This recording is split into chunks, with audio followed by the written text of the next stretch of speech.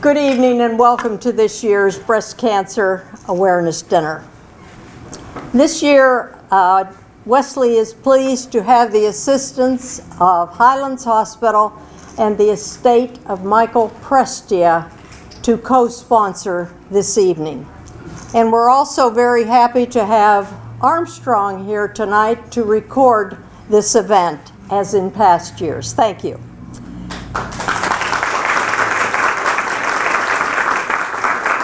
We are always very proud of the community businesses who decorate their windows and take part in breast cancer awareness. And each year we always hope that there'll be a few more that decorate their windows in support and recognizing the importance of breast cancer. Now I could say that perhaps we should have a decorating window contest, but maybe I better keep that till next year or I'll be in trouble. We will shortly enjoy a delicious dinner prepared by the canteen chef, Neil Smith. After dinner, we will hear some words of welcome from Highlands' new CEO, John Andersky, who will then introduce our speaker, Nick Jacobs. And we are also very pleased tonight to have with us our Senator, Pat Stefano. Pat? Do you wish to say anything of? Well, I'm here, of course, for all support of all health care. But the best thing of all is I follow my grandmother's adage, God gave me 2 ears and one mouth used in proportion. I'm here to hear the stories today and the bravery of all those who are surviving cancer. Thank you.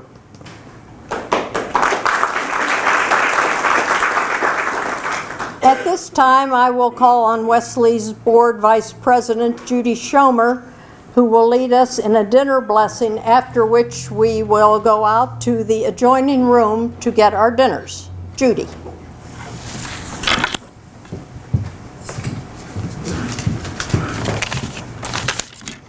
Let us pray.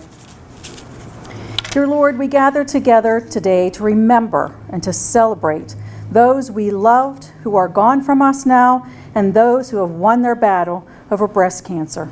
Let us not stop the fight to end breast cancer and to find the cure. Bless our gathering this evening and bless the hands that have prepared the food we are about to partake of, that it may nourish our bodies so that we may serve you. In Jesus' name we pray. Amen. Amen. Has everyone had a good dinner? We're ready to start again then. I'm sure no introduction of Highlands Hospital new CEO is necessary, so I'll turn the evening over to John Andersky. John?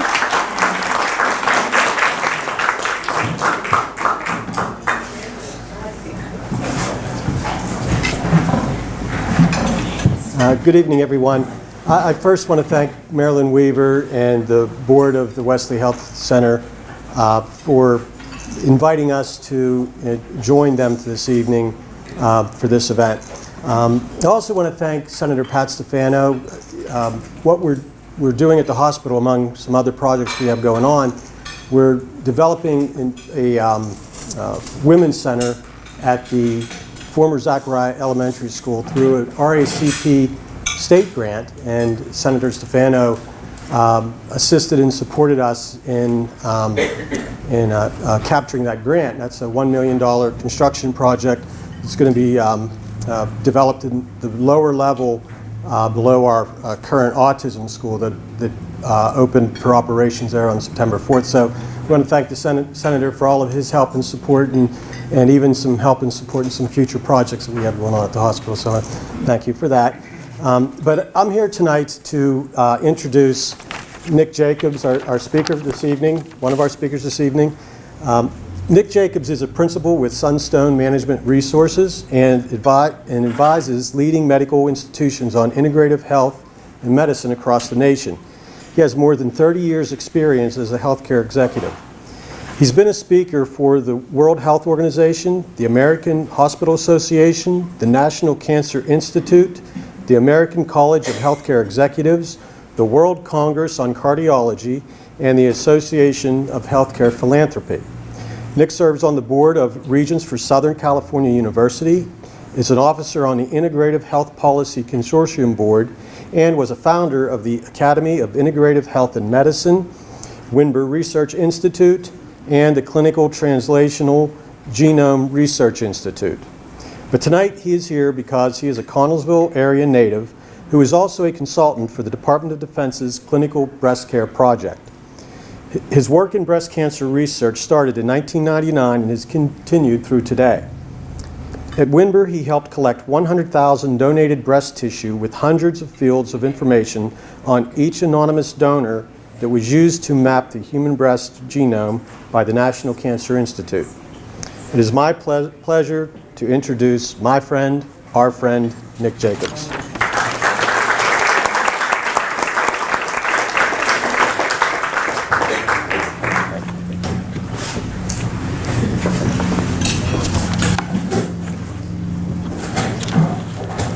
Before I do my special thank yous, my cousin just sent me a text and it said, "Women love mythical creatures. Vampires, werewolves, unicorns, and men who listen." Good way to start.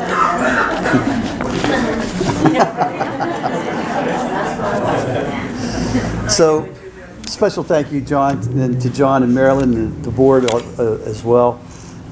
Thanks, Paula, for all that you've done, and to recognize, I'd like to recognize Paul Prestia for his generous donation for this from his brother Michael's estate, and Senator Stefano. We're happy to have you here. So this evening I'm here to speak about my passion, which is breast cancer awareness. And having been an administrator in breast cancer research for nearly 20 years, this evening seemed like a great time to share that story with you, how it evolved and how we got to where we are today.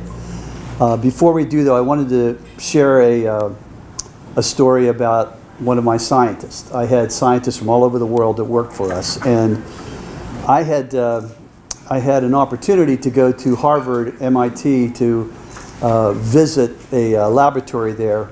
I was on the Pittsburgh Tissue Engineering Institute board, and when I went into the laboratory, the gentleman that I met, who is now at Wake Forest, got what looked like a Pringles can, and he emptied it on the table, and it was full of ears that he had grown from stem cells.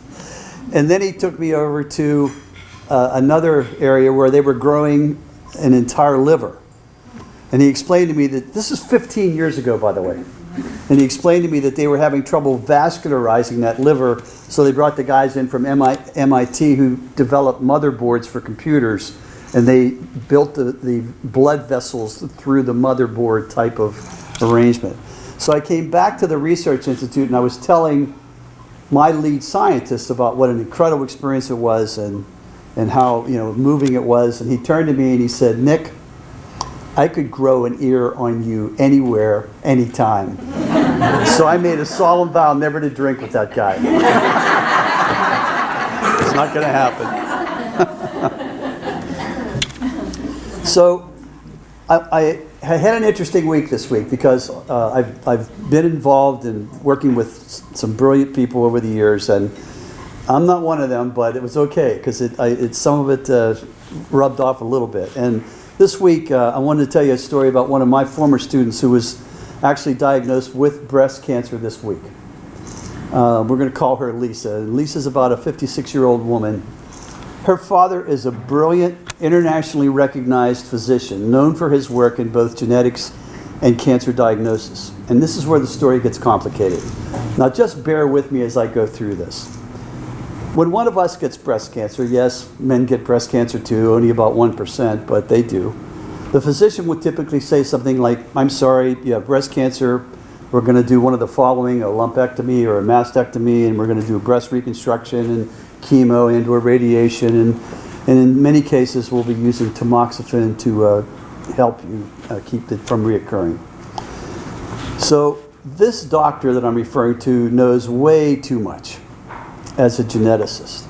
He knows, for example, that his daughter has the CYP2D6 genetic marker. And that didn't mean anything to me when I heard this. But just stay with me for a minute. You see, tamoxifen is the standard endocrine therapy for prevention and treatment of steroid hormone receptor positive breast cancer. But tamoxifen requires enzymatic activation by CYP450. His daughter is CYP2D6. And he knows for sure that endoxifen would work for his daughter. But endoxifen is not available yet, not approved by the FDA. And women that have this CYP2D6 have a much more difficult prognosis, because with that particular genetic alteration, the tamoxifen can become actually lethal. Now, the reason I'm talking about all this, please understand that I'm not, I don't understand this, I'm just a good translator. But the reason I'm talking about this is that I have spent the last 20 years, I call it living on the edge. Now, living on the edge, it's an interesting place to live. You can see more things on the edge. You can see down here and underneath, but it's also a challenging place. And part of my challenge has been that it's very frustrating sometimes living on the edge, because I'm aware of things that could be not only preventing, but also things that could be helping women and people in these areas that haven't been approved yet, but are known. They're known things. And, you know, I talk about the fact that penicillin was discovered in 1927, but we didn't use it till 1944. So you think about all the people from 27 to 44 whose lives were altered forever because it wasn't being used. And one of the reasons it wasn't being used is that, you know, first, do no harm. The physicians are very conservative. But there's a tougher reason. And that is, it takes so long to get the science into the medical schools sometimes. It's almost a 20-year gap. And that's the part that's been very, very challenging for me in this world. I had one scientific friend say that if the FDA had been the FAA, we still wouldn't have airplanes. Because with the FDA, they would say, does that propeller fly on its own? If it doesn't, no, we can't do it.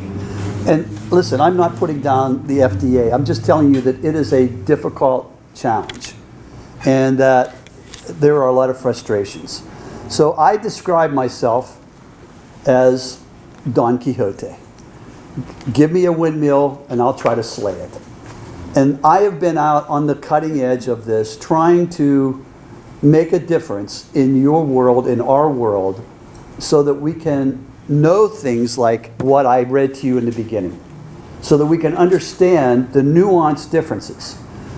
But I need to tell you how I got there, because I think you'll find it interesting.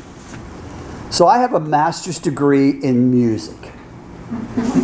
That is a passion degree. Understand that unless you're going to be a teacher, yeah, you know, it's not a degree that you go get a lot of jobs with. Fortunately, I was a teacher, but the reality was it made me not normal in terms of the degree that I had. So I was born at Highlands Hospital, and I was a newspaper carrier at Liberty and Dickerson Run, and I was an altar boy, and I was a good student when I was a kid. But playing and directing music was my love and my passion. So I became a band director, and I was an orchestra director for 10 years, and I played professionally. But every one of those 10 years, I was faced with a layoff. Every year, they said, we're going to cut back the music department. Every single year. And so at age 29, I left teaching. And I ended up going back to school at age 39 for a second master's degree at Carnegie Mellon. And before you think again that I'm really smart, I can tell you that there were many nights that I sat in the parking lot with tears running down my eyes saying, what am I doing here? This is so hard. But I got that second master's degree in hospital administration. And then I went on to get a certification. I went on to do whatever else I needed to do to get the tickets to get into hospital work. But once I got into hospital work, it was like, why do they do it like this? Why is it like this? I don't understand. I had been the head of an arts organization. I had been the head of a tourism agency, Laurel Highlands Tourism Agency. And when I got into the healthcare world, I remember the very first day I stepped into an elevator, and there were all these people in scrubs, and they were talking about T&A, and I thought it was a song from the musical A Chorus Line, but it was tonsils and adenoids. And I realized that I was a right-brainer in a left-brain world. And that all of the people there had been trained in deep science. And in many cases, we became the lab rats. And in many cases, we became the experiments. And so I didn't really care for it. I didn't like being a hospital administrator. I didn't like the atmosphere. And I was in a difficult situation because I really couldn't change it until I was 49. And at age 49, let me back up a little bit. I started to work for the Sisters of Mercy. And they decided to sell the hospital. Didn't tell us. And I was going to be out of a job. I had 2 kids in college and a wife in college and back in college. And it was like, I didn't know what I was going to do. And I was offered a position at Boys Town National Research Hospital. Now this is important because this is the beginning of this story. They were looking for someone that had junior high teaching experience, a fundraising background, and a fellowship in hospital administration. I think there were 3 of us in the world. And I remember going there, and there was a priest, a Jesuit priest by the name of Val Peters. Val tended to swear like a sailor. He was a fun guy. But Val was the head of Boys Town. And I said to him, why do you call this a National Research Hospital? It was the same size as Highlands, and it wasn't affiliated with the university. He said, well, I got this idea, and I hired 3 PhDs, and I hired 3 more, and I have 38 PhDs, and we're a genome center. Now, this was 1992. I thought he was talking about the things you put in your garden. I had no idea what he was talking about. And he said, I'll show you. And he took me down to the laboratory, and he had all of these scientists in white coats. And I said, what are they doing? He said, they're working on eliminating childhood deafness and blindness that comes from genetics. That was in 1992. The genome wasn't even mapped till 2002. But that's seared into my brain. Here's a guy that got an idea and was working at the very, very roots to change something. Move the clock ahead. I was hired at Connellsville Health System in Johnstown in senior leadership there. And about 4 years into my tenure, they decided they were going to add all these hospitals. And they picked up Myersdale and Miners and Winburn. And they said to me, why don't you apply to be the CEO at Winburn? And I said, I don't want to be the CEO of that hospital because it was a little hospital with indoor-outdoor carpeting with duct tape and pink walls and there were no computers. I mean, I said, if I wanted that kind of embarrassment, I could stand naked in front of a mirror. I'm not wanting to be the president.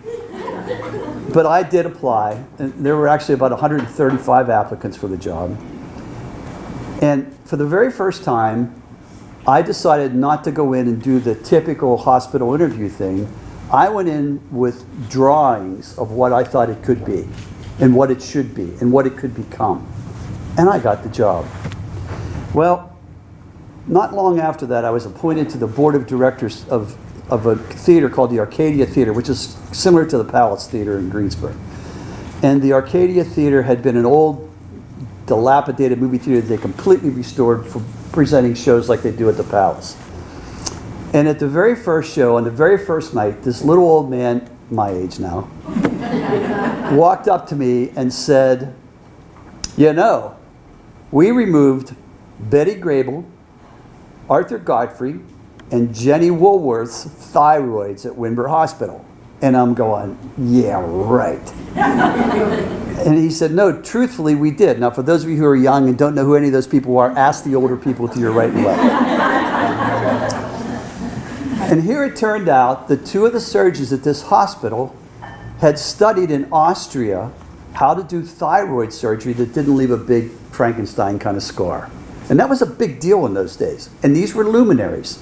They were so good at it, they were in class with these two guys by the last name of Mayo. I kid you not. The Mayo brothers were in their class. They were so good at it that they were doing it at Johns Hopkins and at their clinic in Windber. And so these luminaries would come in and they'd say, do you really want to have it done here? Look outside the window. The paparazzi's waiting for you. Why don't you come to our little clinic? They're not going to know who you are. And that's exactly what happened. That was the second inspiration for me. Okay, so we got this priest that got the idea, and we have this little bald guy that said Jenny Woolworth, Arthur Godfrey, and Betty Grable. It's like, okay, you know, okay, there's some good stuff there. Well, as it turned out, 4 wives of the luminaries in Johnstown, Pennsylvania, were all diagnosed with breast cancer the same year from different places. There were 4 hospitals. There were 4 hospitals at the time, different doctors, and 2 of them were misdiagnosed. They were stage 3 or 4, and they missed it in the beginning. And one of them was a board member of mine, and she chose to come to my hospital for her treatment. And I'll be candid with you, it scared me. She was a very wealthy lady. She could have gone to Sloan Kettering or MD Anderson, or she could have gone to UPCI or anywhere. She could have gone anywhere for her treatment. But as it turned out, the doctors that I had were affiliated with one of the Pittsburgh groups, and they were great. They did a great job. But I had a very special kind of hospital, and I'll talk more about that later. And she had a great experience there. And unbeknownst to me, one of her best friends was this lady by the name of Joyce Murtha. Does that ring a bell at all? Yeah. I didn't know that either. So she went to Congressman Murtha and she said, Jack, this hospital's doing great stuff out here. And I know that you're putting $150 million a year into breast cancer research for the Department of Defense, but you're doing nothing in your own district. And he said, well, tell Nick to go to Walter Reed or Bethesda and see if anybody's interested in working with him, and maybe we can do something. I didn't know what that meant. I didn't know what he did. I knew he was a congressman. So I went to Bethesda. They were very polite and didn't want to work with me. And about 2 or 3 months later, I found myself in Washington, D.C. for a different meeting, and I decided to take a taxi cab out to Walter Reed. I'd never been there. I hadn't been in the military, in the Army. And so I got to Walter Reed. I had no appointment. I didn't know anybody there. I walked in, and the first white coat that I saw, I walked up to. And I said, Doctor, I'm from this little town in south central Pennsylvania, and my congressman said that maybe he could help me if there's anybody here interested in blah, blah, blah, blah, blah. And he goes, what's your congressman's name?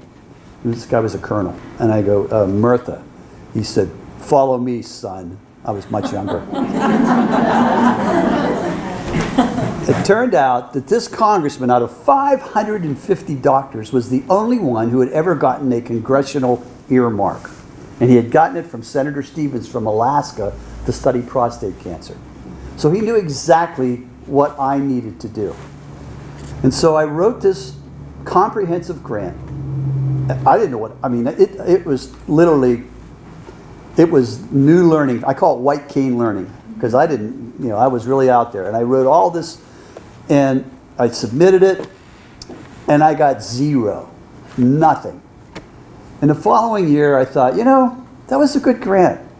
So I tweaked it, and I resubmitted it. 6 months later, this young lieutenant colonel showed up at my office in Windber, Pennsylvania, and he said to me, you just got $7.5 million to study breast cancer research. What do you want to do with it? And I looked at him without any hesitation, not knowing, you may know where this came from, I think you all know where this came from, and I said to him, I want us to be the Genome Center for Breast Cancer for the Department of Defense. And he said to me, if we're going to do genetics, we might as well do proteomics too. And I said, yes, we should, because I don't know what either one of them are.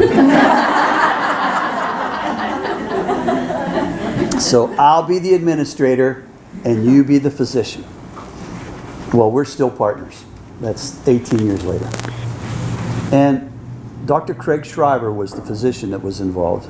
He's the head of the Murtha Center at Walter Reed, Bethesda, the National Military Medical Center. And I said to him, Dr. Shriver, first of all, I want to split this money with you 50-50 because no one's ever heard of us. We don't have credibility.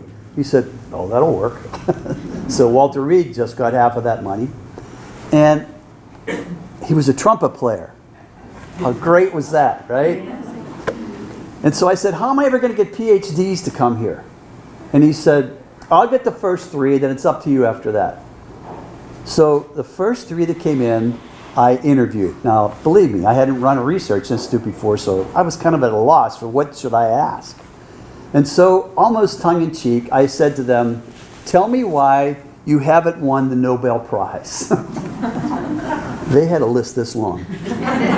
Every one of them. And what I found from that list was all the dysfunction that occurs in science.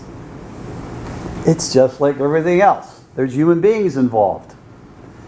And what I heard from them, I took meticulous notes.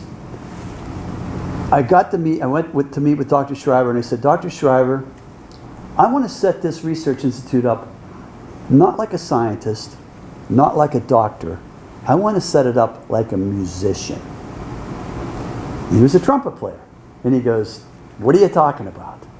I said, well, first of all, they're telling me that the way it works, when I went to music school, there was the diva track and there was the ensemble track. Now, there's a joke about how many neurosurgeons does it take to change a light bulb. Have you ever heard that joke? 1. They hold it up in the air and the world revolves around it. Okay? Well, that's the diva track. And it's the same thing in music. The people that become just classical pianists or vocal, where they're soul, it's all about them. Me, me, me, me. That's the diva track. Well, in science, it's the same thing. You have to have your own original idea. Then you write the grant. You get the money. You buy the equipment. You hire the people. And you sure as heck don't tell him or her what you're working on, because then they'll get your grant away the next year. And so that's what's dysfunctional. They don't share at that level. And if they get mad at you, they'll go somewhere else. And so this money was all coming from the same place. And so I said to him, I want ensembles. I want a proteomic scientist. I want a genomic scientist. I want a histopathologist. I want an MD on the team, because the PhDs often ran down rabbit holes where they'd say, oh, we're going to do this, and the MD would go, no, that's not how the body works. And so we put these teams together, and then we started buying this incredible equipment. And what we found was, if we ran the equipment just for 23 hours, we'd get enough information that it would take us literally months to sort through it. So we created an informatics department. We hired people away from the Abrahamson Cancer Center at Penn. We hired people from Celera that mapped the human genome, because we had all these scientists coming in. And I like to say about WINBR was 100 years ago, they had 23 countries bringing in people to mine the coal to feed the Industrial Revolution. Well, here we were 100 years later. We had scientists from all over the world and data analytics specialists mining that data to feed the new healthcare industry. So we began a journey that included some really interesting things. First of all, I said to this doctor, who was the head of surgery and the head of residencies at Walter Reed, you need to come up with a protocol to help us collect tissue, because these scientists are telling me they can't get good tissue. So he created a 40-page protocol. Now understand, when you're in the military, if your boss says, get the tissue in this manner, this is what you do. as opposed to in a regular hospital where they go, that's costing me money, I have other patients to take care of. So all of a sudden we were getting pristine tissue, unbelievable tissue, collected in the perfect manner. And then the PhDs were saying, yeah, well, we would get the tissue and we didn't know anything about the person. It'd say it was a 55-year-old woman, blah, blah, blah, blah. So we had nurse practitioners and nurses querying each donor. And we ended up with 800 fields of demographic information on each donor. And it was longitudinal. As long as they were in the military, we could continue to query them and work with them. And then, bless you, and this is the part that ends up, it makes me feel like a genius, but it was an accident. I said, I don't want them to be able to keep their information on their own computer. I want to have a central data repository where all of it feeds into one place. And no one had ever done that before. We tried IBM, we tried Teradata, we ended up with Oracle. And we were able to mesh all that data together. So here I could literally sit at my computer in the office and I could go, good morning, ladies. How many of you drink coffee? And it would go, how much coffee do you drink? It would query that database. How many of you have breast cancer? Because we were getting tissue, but it wasn't all malignant. And we would get these, it would show how many. And from that, all of a sudden, we saw that if you were drinking 5 cups of coffee a day, you were having less of a chance of getting breast cancer. Now, you might have had, a heart attack and other things, but you weren't getting breast cancer. It was pretty amazing, though. And it was the free radicals in the coffee that was, and that study was released, and that study came out. And it also impacted men with prostate cancer. So, and it didn't matter if it was decaf or regular. So those were the kind of things we could query in that data bank that were not normal things. For example, another thing, African American women didn't get breast cancer as often as Caucasian women. But when they did, lethal, much more lethal. And so we were able to do a deep dive on the genetic nuance differences like the one I alluded to earlier.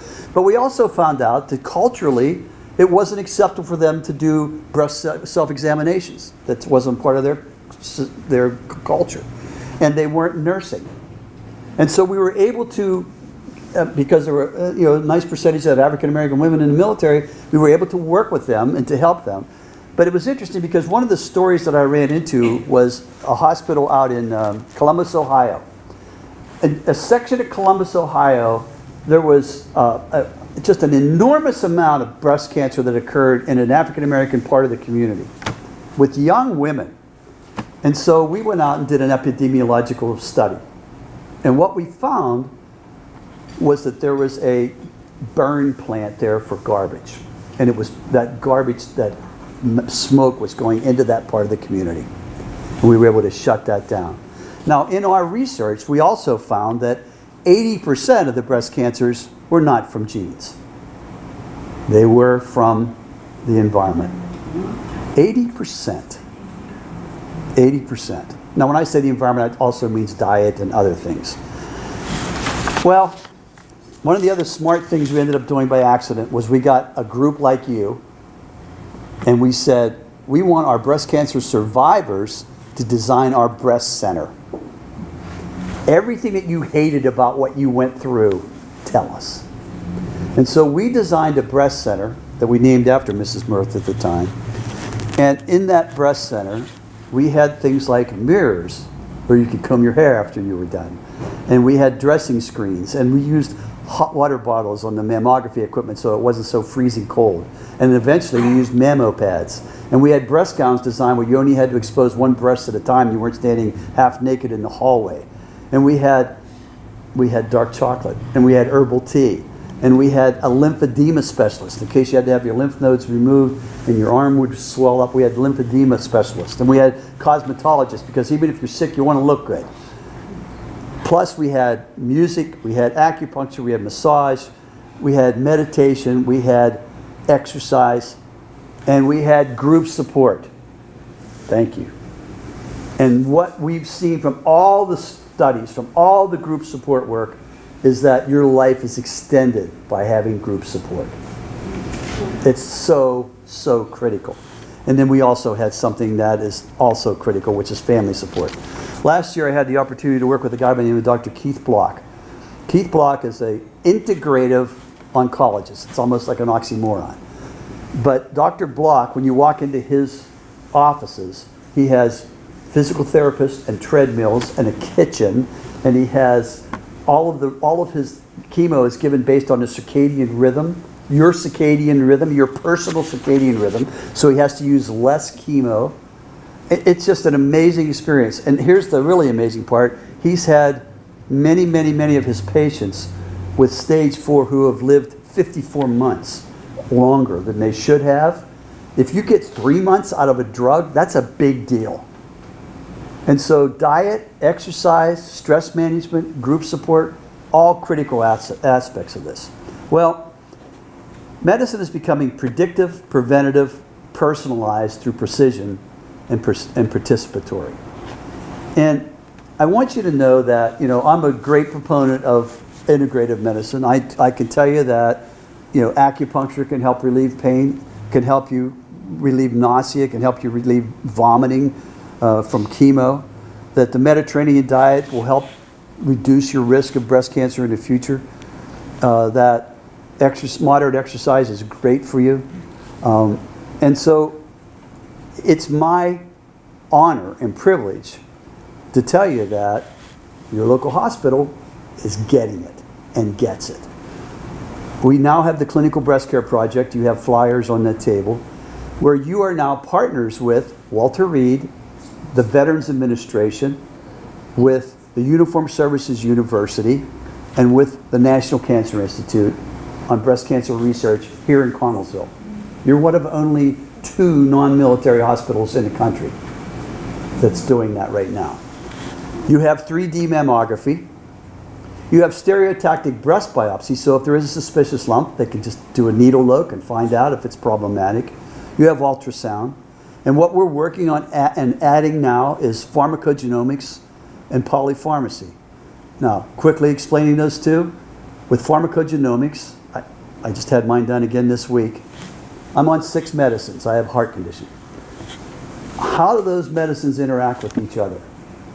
We know that if you're on 5 prescription drugs, their chances of interacting are 100%, but they don't know how they interact. So in doing polypharmacy analysis through pharmacogenomics, it also tells you as an individual how you will metabolize the drugs that you're on. For example, the drug that I was on when I had to get my first set of stents says, don't take this drug, it will give you a myocardial infarction. It was a statin to prevent that. But my genetic makeup said, no, that's not good for you, that doesn't work for you. So it's really, really a good new science. It's really important. And in the polypharmacy arena, I found out this week, for example, I was on these 6 drugs. I found out that my garlic supplement and my fish oil were causing a dangerous interaction with one of the drugs that I was on. I never would have known that. I never would have known that. So Highlands Hospital is moving forward in ways that I'm excited about.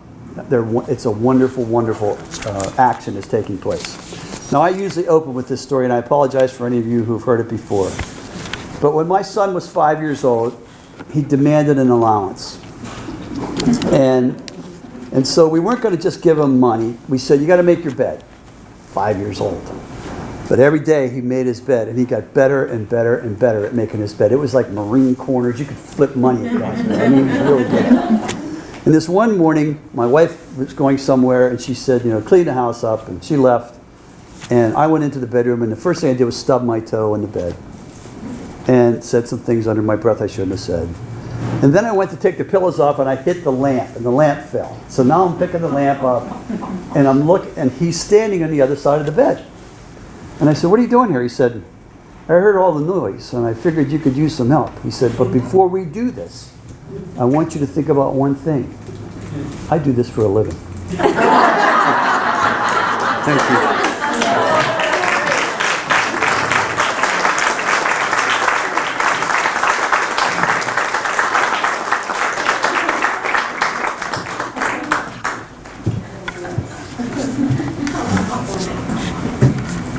What an outstanding presentation. What a wonderful thing for our hometown and our Highlands Hospital. I can tell you, coming back home has been a wonderful thing for me, and this is wonderful to see happening. At this time, I would like to introduce my pastor, Pastor Leona Logan, who of course is the pastor of Wesley United Methodist, which of course is the starter of Wesley Health Center. But the reason she is here tonight, she is a nurse, an RN, and she's a midwife. And I would like her to tell a little about women's wellness. Pastor Leona.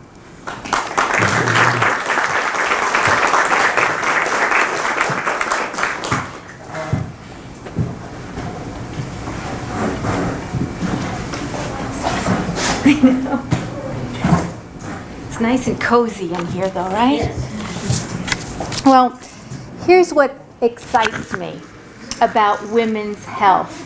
Women are powerhouses. They're resilient and they have passion for those they love. And so this is why I say women, how they leap from the tallest countertops, to rescue that little one before that one falls. She's also faster than the speed of lightning when it comes to getting things done, right? And she does more than that. And so the next morning she bounces back up and she does it over again because of love. She's stronger than a sumo wrestler and she doesn't even have to use her hands. All she has to do is this. You've seen that look. And she could move others into action because of love. I tell you this because I've seen hundreds of women in the thralls of labor pushing past pain during my career as a nurse midwife, until finally she's just exuberant, rejoicing. Finally she gets to see that little one she's loved long before she's ever seen him. And at that point, love just flows. There's something about love. There's something about sacrifice that many of you know. You see, when you love someone, you're bound to sacrifice. But if you sacrifice self-love, you will suffer and so will they. There won't be anything left of you to give more love. So women, as we celebrate survivors tonight, we must take care of ourselves. We must take back a little bit of the love that we give out so generously to so many and take care of ourselves, which of course means all those good things about nutrition and getting rest and even laughing a little bit. My goodness, that's good for us. But we've also got to do those things that we tend to put off. We tend to say, no, so-and-so's got to go to soccer and this one needs a prom dress and this and that, and I just don't have time. I'll get it done next week, next month, next year. We need yearly medical checkups. We need gynecological screenings. They save lives. And your life matters. Highlands Hospital is about to open an unbelievable center for women, for men, for both gynecological services, medical services, psychological services, and it's going to be awesome. It's going to pull together all those elements and recognize the things that are important to you, that stem from your passion. I would say, I would like to know in this room if you would feel comfortable, if there are survivors of breast cancer and you would feel comfortable standing up. I want to thank you, and I think there are many here that would want to thank you for the care that you've given yourselves and the courage that you've had to live and to live with joy. Are there any that would feel comfortable standing? Wow. We applaud you. We applaud you.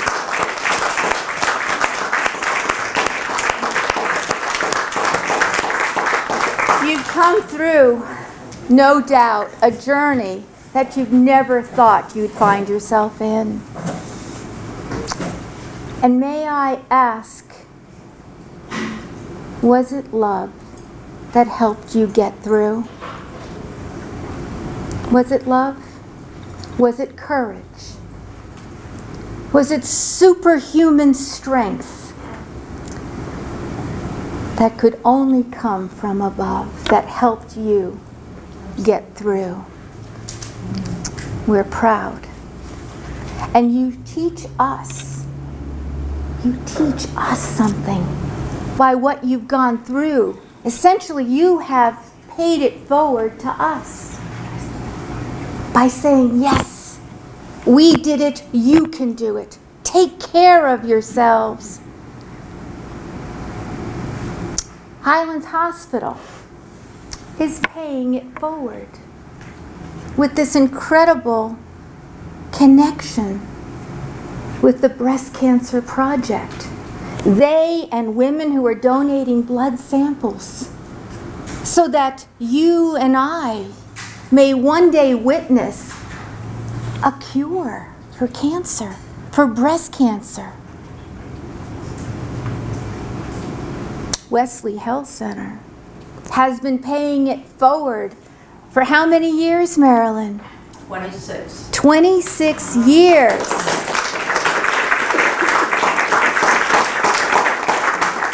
They've paid it forward by providing free health care to this community for anyone who needs health care, whether you have insurance and you can't pay those deductibles. It's there for you. That's paying it forward because they care. Women, together we are doers. We're not just talkers. We take action. And you know why? Because love does. Thank you. Thank you.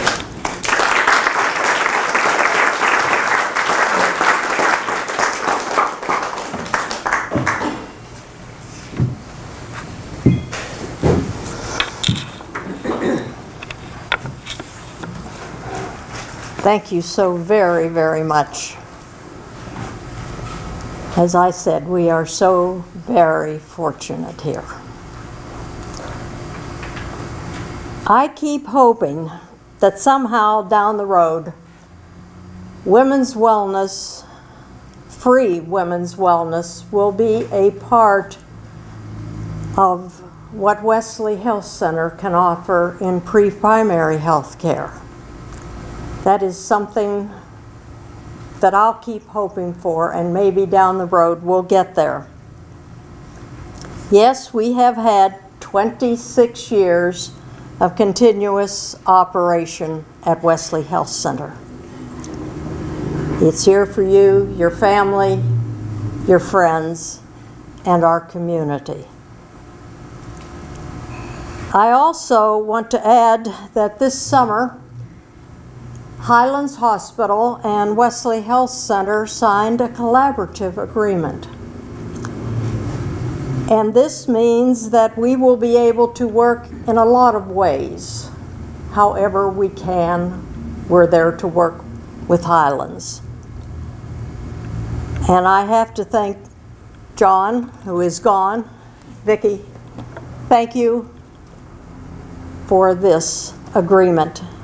I have personally wanted this working together with Highlands for many years, and I'm glad it is finally here.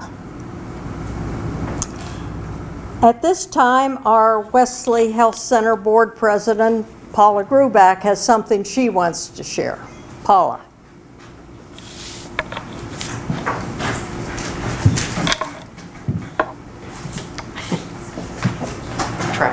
High traffic area. Excuse me.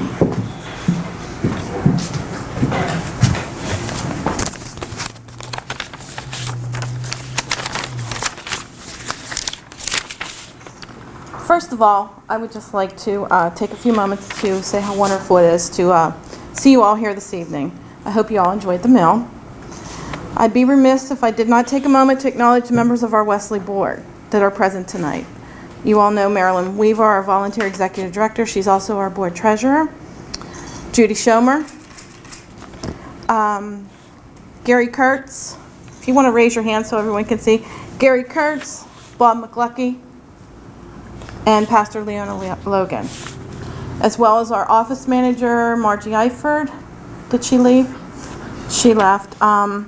Dorothy Ridgway, our volunteer nurse that helps us every year at our free flu shot clinics. Thank you. And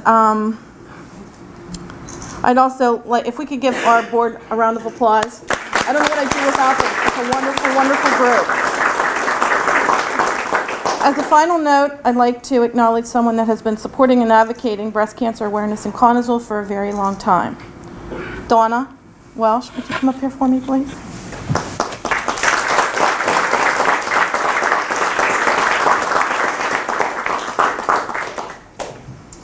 On behalf of Wesley Health Center, I'd like to present this recognition plaque to Donna.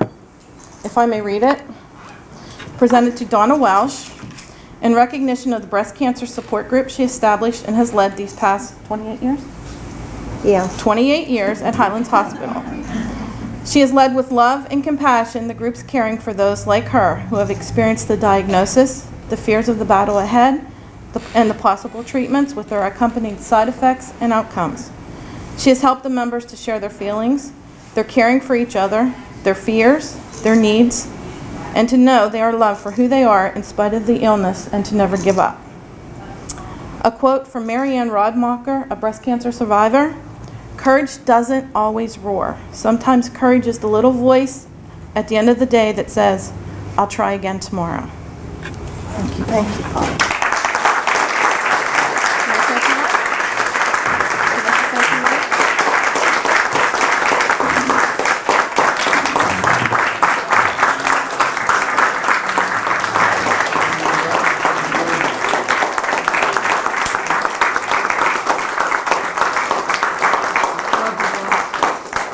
I want to thank everybody.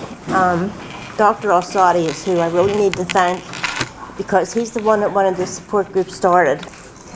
And I was doing TVs at the hospital and I would see the little bag or the note above the bed and I knew they had surgery, so I talked to him anyway.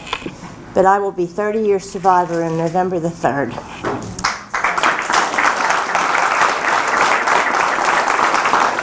Which was my 50th birthday present, so now you know how old I am.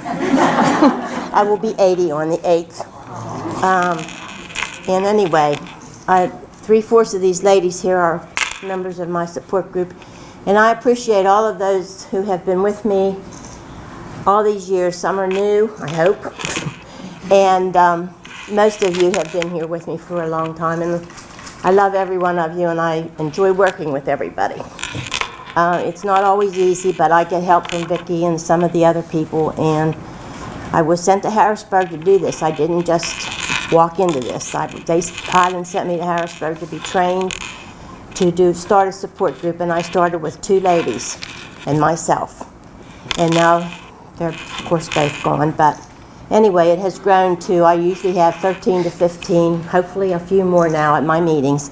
They're not always medical meetings. We do try to please everybody, and hopefully we can continue for another 30 years.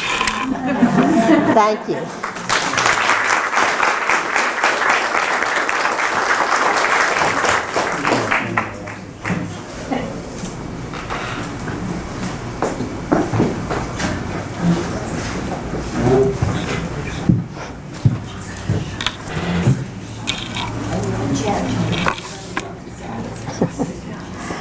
I hope we all realize that tonight we are not just recognizing breast cancer awareness, but that we are also celebrating the strength, the courage, the faith, and most of all, the hope of those who have faced or are facing breast cancer in whatever form.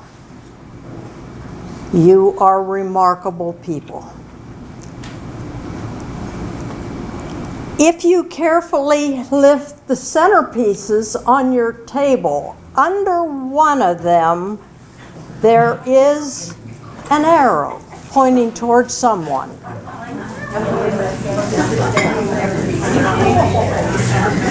Who is that arrow pointing toward? I have for you a gift certificate from Connellsville Canteen for you to enjoy some dinners here.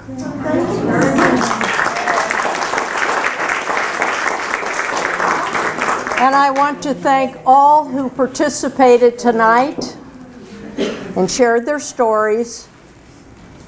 And I hope we've all gained something from this.